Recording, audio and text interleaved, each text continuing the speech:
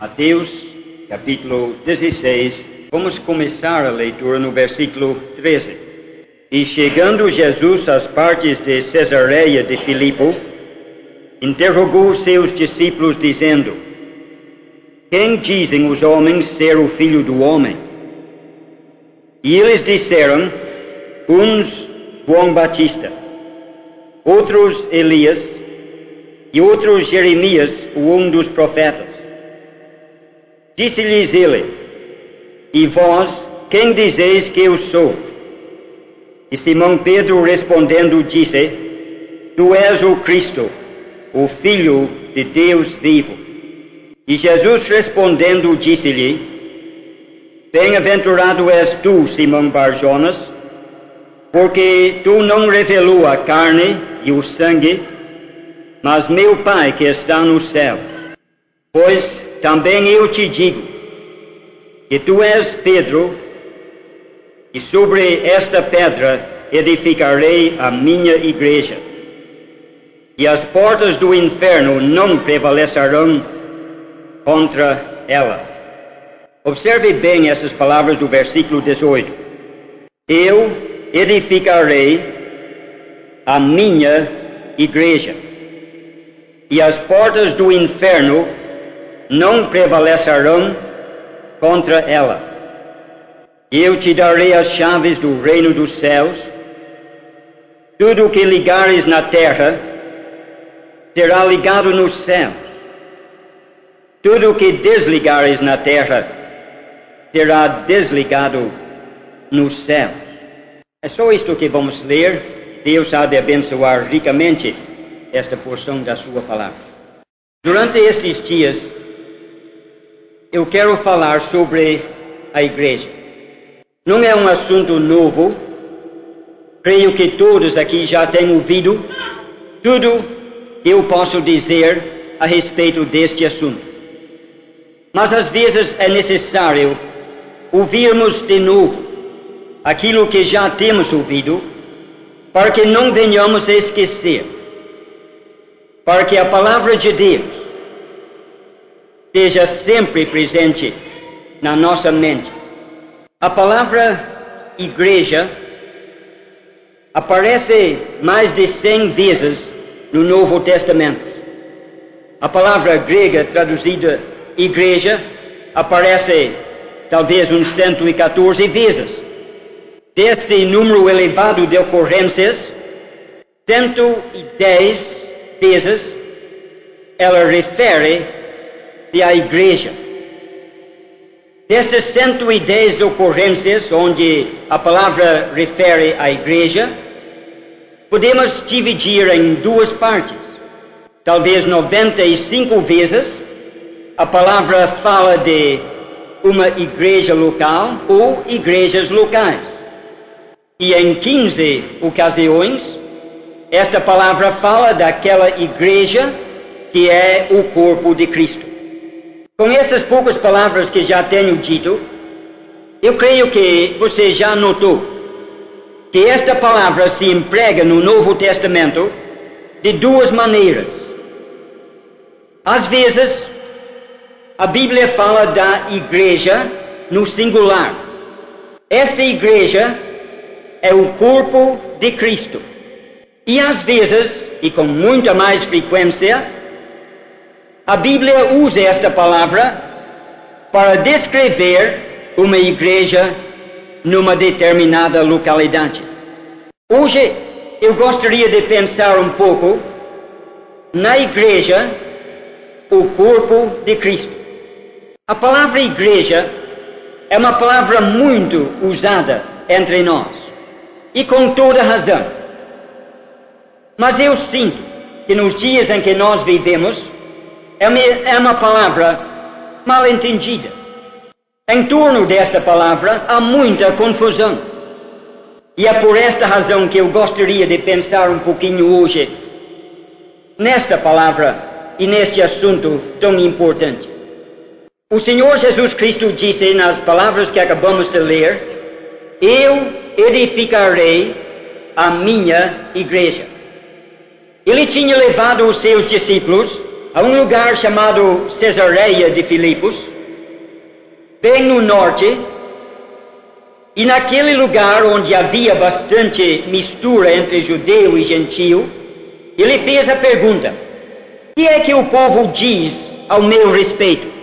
Quem dizem os homens ser o Filho do Homem? E dos discípulos ele recebeu uma variedade de respostas. Alguns dizem que o Senhor é João Batista. Outros dizem que é Jeremias, ou algum dos profetas, Elias.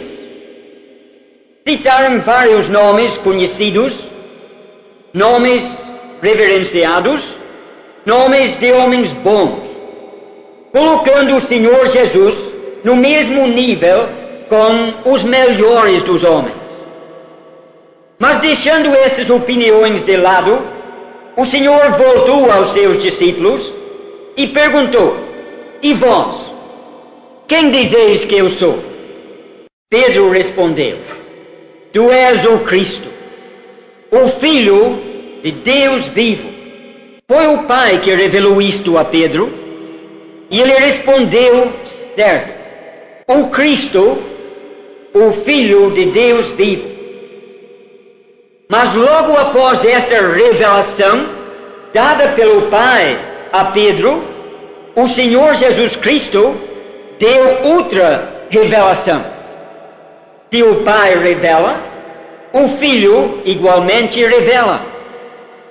O Pai revelou a Pedro quem era o seu Filho. Agora o Filho, ele revela algo que aqueles discípulos não conheciam. Ele disse: tu és Pedro, e sobre esta pedra eu edificarei a minha igreja, e as portas do inferno não prevalecerão contra ela. Pense bem então nestas palavras que o Senhor Jesus Cristo falou: eu edificarei a minha igreja. Veja em primeiro lugar o tempo do verbo. Ele usa o tempo futuro. Eu edificarei. Isto quer dizer que até aquele momento a igreja ainda não existia. Ele ia ainda futuramente edificar a sua igreja. Meus irmãos e minhas irmãs, é importante que compreendamos isto. Quando Jesus Cristo andava aqui na terra, não existia a igreja. Ainda era uma coisa futura. Ele disse: eu edificarei a minha igreja. Até aquele tempo, Deus estava operando no mundo. Deus tinha os seus servos no mundo. Mas Deus estava operando através da nação Israel. Mas agora, nestas palavras de Jesus Cristo, ele revela algo diferente. Está chegando o momento quando ele vai deixar Israel de lado e começar a operar através da igreja. Isto nos diz em linguagem clara que a igreja não é Israel. Eu sei que isto é elementar, mas além de ser elementar, é fundamental. E é importante que compreendamos que a igreja não é Israel. O trabalho que Deus está fazendo hoje, através da igreja, é um trabalho diferente daquele feito através de Israel. Sabe que em nossos dias muitos não percebem isso e pensam que a igreja de hoje é a continuação do Israel de ontem. Mas quando nós olhamos para a Bíblia, e especialmente para estas palavras de Jesus Cristo, vemos que a igreja é algo completamente novo e diferente. O primeiro livro no Novo Testamento é Mateus, onde acabamos de ler estas palavras. E este Evangelho de Mateus foi escrito especialmente para este fim, para mostrar que agora Deus vai fazer algo diferente, que Israel está posto de lado e Deus agora vai operar através da sua igreja. Você lembra como Mateus começa? Logo no primeiro capítulo, temos a genealogia do Senhor Jesus Cristo. Ele é apresentado como Jesus, aquele que salva o seu povo do seu pecado. É apresentado também como Emmanuel, Deus conosco. E há uma coisa impressionante que encontramos naquela genealogia. Os nomes de 4 mulheres. Sem falar em Maria, a mãe do Senhor Jesus Cristo. Antes de mencionar o nome dela, encontramos mais 4. Algo estranho em genealogias judaicas, já sugerindo uma diferença.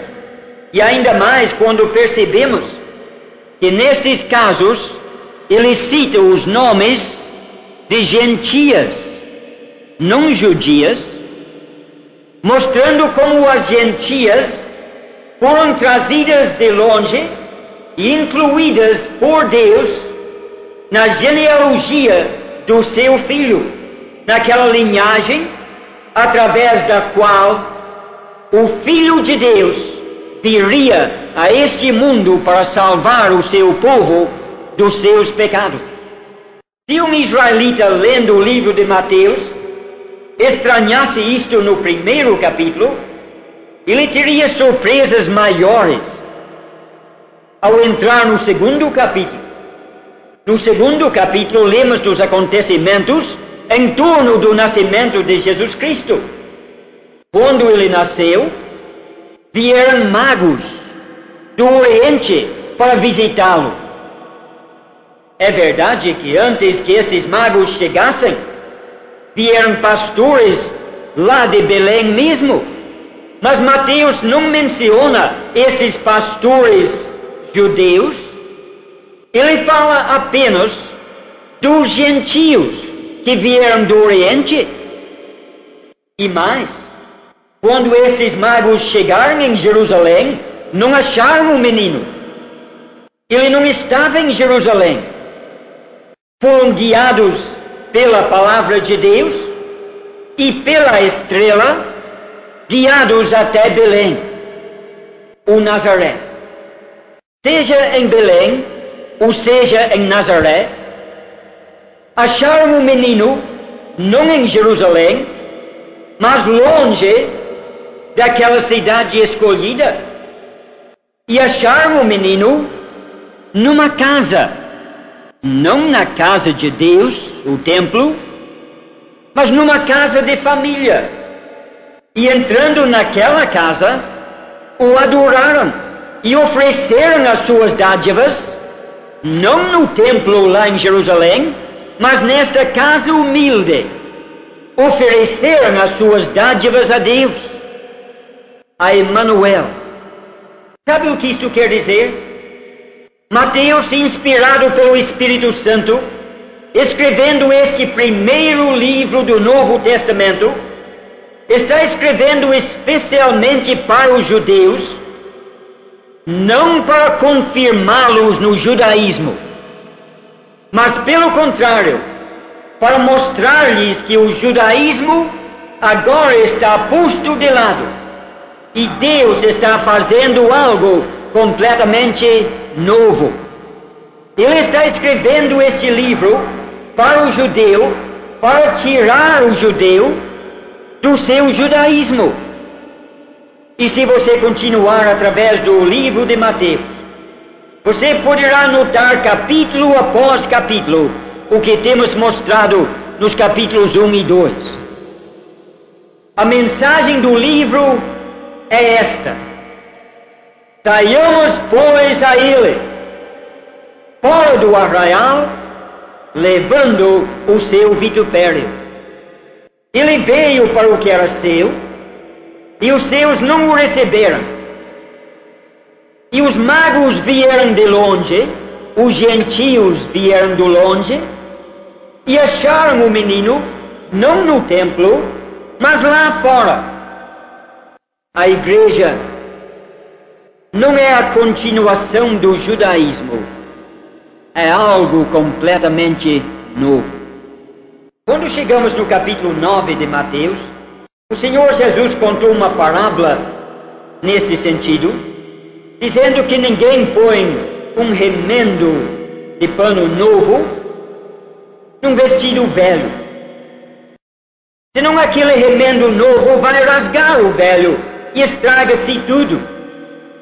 E a igreja não é um remendo novo sobre o pano velho do judaísmo, é uma coisa completamente nova. E eu repito isso, porque quero que esta verdade penetre na mente de cada um, e que o cristão mais novo possa compreender no início da sua carreira cristã que a igreja é algo distinto, não é a continuação de Israel. Disse Jesus: eu edificarei a minha igreja. Sabe que nos primeiros dias da história da igreja, um grande problema surgiu, porque alguns, talvez muitos, não compreenderam que a igreja era uma coisa completamente nova. E queriam transferir do judaísmo para a igreja, do judaísmo para o cristianismo, certas coisas, não percebendo que Deus havia feito uma aliança com Israel, que agora era a velha aliança. Um concerto que agora era o velho concerto, o Velho Testamento. Velho porque agora há uma nova aliança. Os discípulos sabiam disso. Eles estavam presentes quando, na noite inesquecível da traição, o Senhor Jesus Cristo tomou o pão, tomou o cálice, e dando graças a Deus, partiu aquele pão e deu aos discípulos, dizendo: comei dele todos, isto é o meu corpo. E em seguida deu graças por aquele cálice, deu aquele cálice aos discípulos, dizendo: bebei dele todos, isto é o meu sangue, o sangue da nova aliança. Nova aliança porque a outra era velha. Não é uma continuação, é uma nova aliança. Em Hebreus capítulo 7, vemos no versículo 12 a respeito desta mudança, e o escritor daquela carta diz: havendo uma mudança no sacerdócio, tem que haver necessariamente uma mudança nas leis. Com Israel, Deus fez um concerto. Certas leis e regulamentos governavam aquele concerto. Agora, aquela aliança é a velha. Agora, diz Jesus Cristo: eu edificarei a minha igreja. E este cálice, disse ele, é o sangue da nova aliança. Agora, são outras leis que governam a aliança entre Deus e o seu povo. As leis que regiam a aliança velha não são necessariamente as mesmas leis que operam na nova aliança. Há necessariamente, diz Hebreus 7, uma mudança nas leis. Mas nos primeiros dias da igreja, alguns não compreenderam isso. Lembra dos problemas que surgiram? Lembra de Atos capítulo 15? E o debate e a contenda, porque alguns queriam impor sobre a igreja coisas tiradas do velho concerto. A circuncisão, a observância às leis de Moisés. Lembra da carta escrita aos Gálatas? Uma carta escrita justamente para combater este mesmo erro. Sabe que nos dias em que nós vivemos, apesar de quase 2000 anos de experiência e de história da igreja, muitos ainda caem no mesmo erro, não percebendo que a igreja não é a continuação de Israel, que as leis do Velho Testamento não se aplicam à nova aliança, em confusão. Está lembrado de alguns exemplos? Sacerdócio. Aquela velha aliança, havia uma classe especial entre o povo de Deus, uma divisão, uma classe sacerdotal e uma classe que podemos chamar de leigo. Na nova aliança não tem nada disso. Na nova aliança vemos que todos que são salvos, todos que creem, são sacerdotes. Mas no cristianismo atual, há uma tentativa de transpor do velho concerto para o novo esta distinção entre o povo de Deus, formando uma classe sacerdotal, negando ao povo de Deus em geral o direito de praticar certas atividades. Isto é reservado para o pastor, isto é reservado para o pregador, e assim por diante. É um erro proveniente da falta de compreensão quanto à distinção entre a igreja e Israel. Não somente na parte de sacerdócio, mas naquele velho concerto havia tantos ritos, cerimônias. Não é verdade que no cristianismo de hoje muito valor é dado ao cerimonialismo, ritualismo, uma tentativa de implantar na igreja os princípios de uma velha aliança. Talvez a coisa que mais se destaca é o lugar importante que a casa de Deus ocupava naquele velho concerto. Deus mandou que fizessem uma casa, indicou até o local onde deveria ser feito. A casa de Deus foi feita em Jerusalém. Não podia fazer outra. Era uma só. Podia fazer outra casa de Deus em Belém, ou em Nazaré, ou em outro lugar qualquer. O lugar que Deus escolheu para ali colocar o seu nome foi exatamente aquele local em Jerusalém. Quando acabaram a construção daquela casa magnífica, a glória de Deus encheu a casa. Deus disse: é a minha casa. A minha casa é a casa de Deus. Devido ao pecado e desvios do povo de Israel, aquela situação mudou, e mudou radicalmente. Quando Jesus Cristo apareceu aqui na terra, Ele ainda falou daquela casa como sendo a casa de Deus, no início.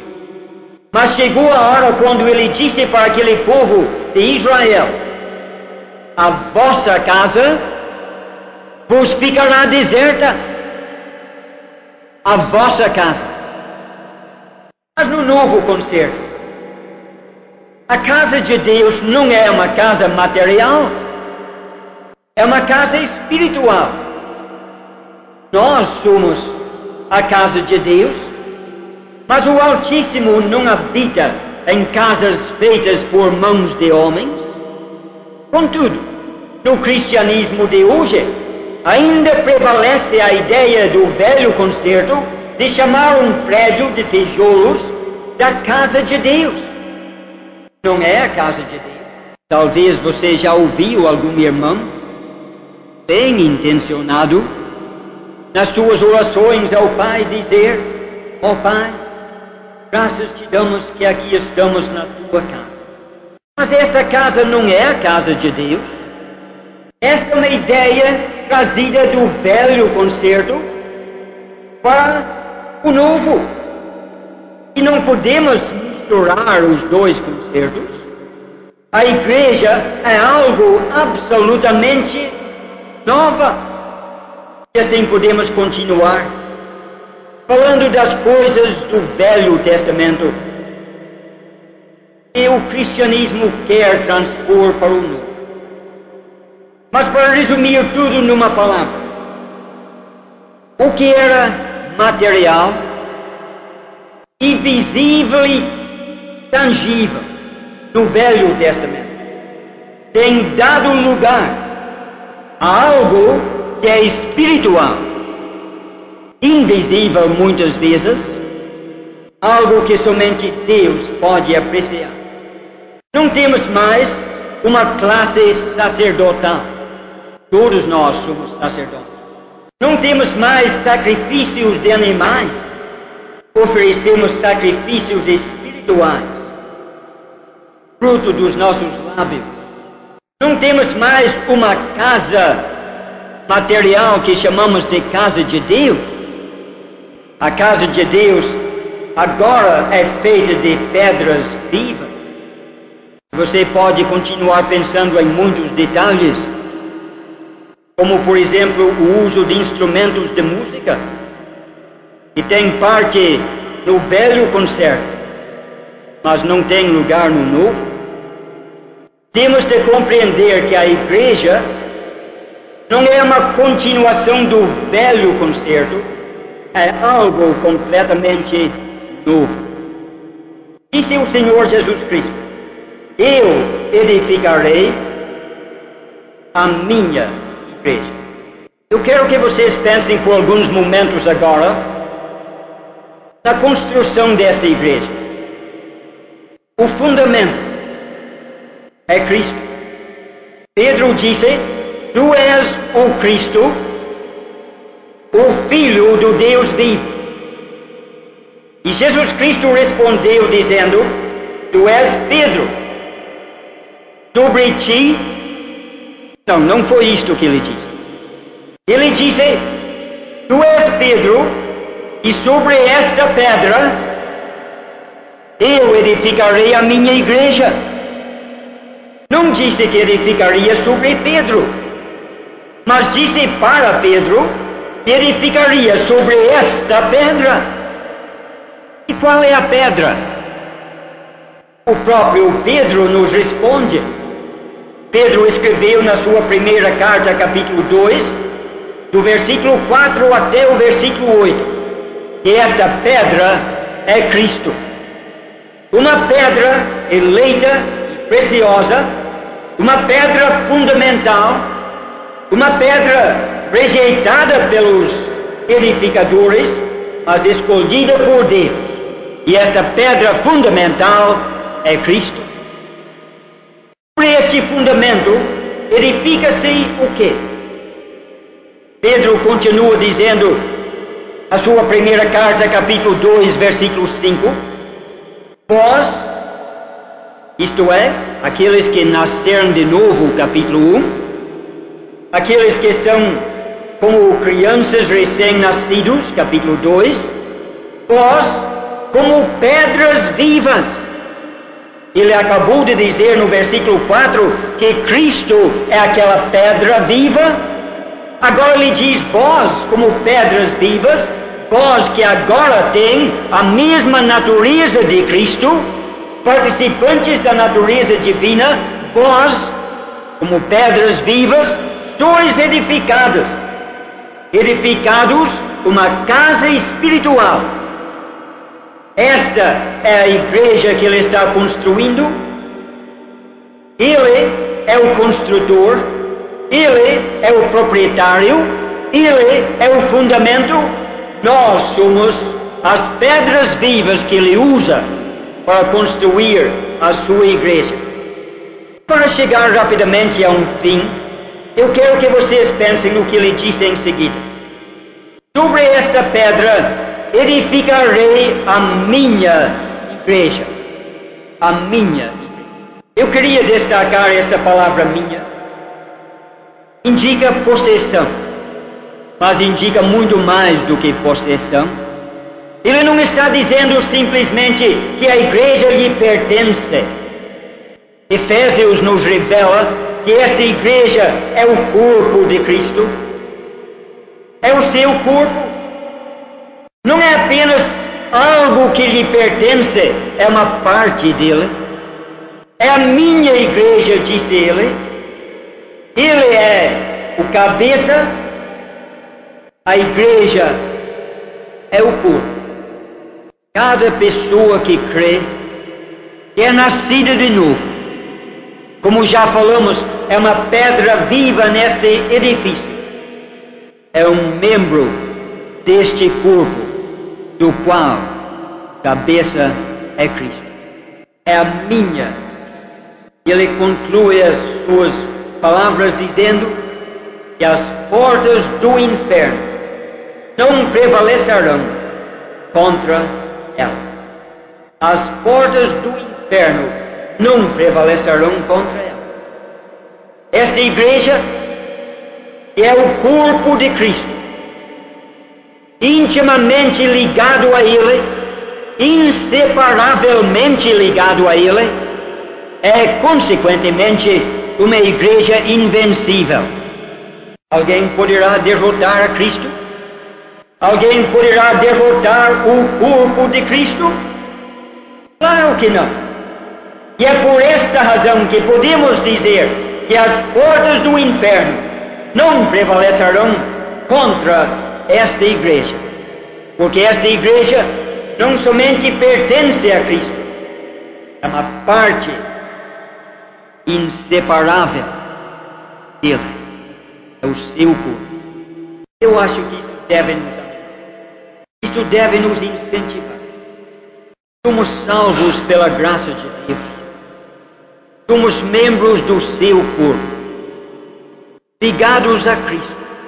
Lembra quando Saulo de Tarso perseguia os cristãos? Aquela voz do céu disse: Saulo, por que me persegue? Não disse porque os persegues, porque me persegues.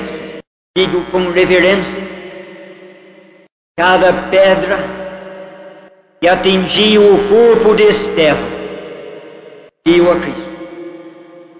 Como Estevão era membro daquele corpo, o corpo de Cristo, você também é. Eu também sou. Formamos parte de uma igreja invencível. Meus irmãos, entendam isto. Não estamos lutando em prol de uma causa perdida. Não estamos pelejando desesperadamente para sobreviver e manter a nossa causa. Estamos tranquilos. A certeza absoluta da vitória final. Somos membros do seu corpo. As portas do inferno jamais prevalecerão contra esta igreja. Antes de terminar, gostaria apenas de dizer que disse no início. O Novo Testamento apresenta esta palavra igreja em dois aspectos. Aquela igreja, o corpo de Cristo, da qual acabamos de falar, da qual todos que creem fazem parte, mas com muito mais frequência, o Novo Testamento usa a mesma palavra num sentido estritamente local. Durante estes dias, quero falar mais sobre estas igrejas locais, para ver o que são, como funcionam. Eu espero que Deus possa orientar os nossos pensamentos e as nossas palavras.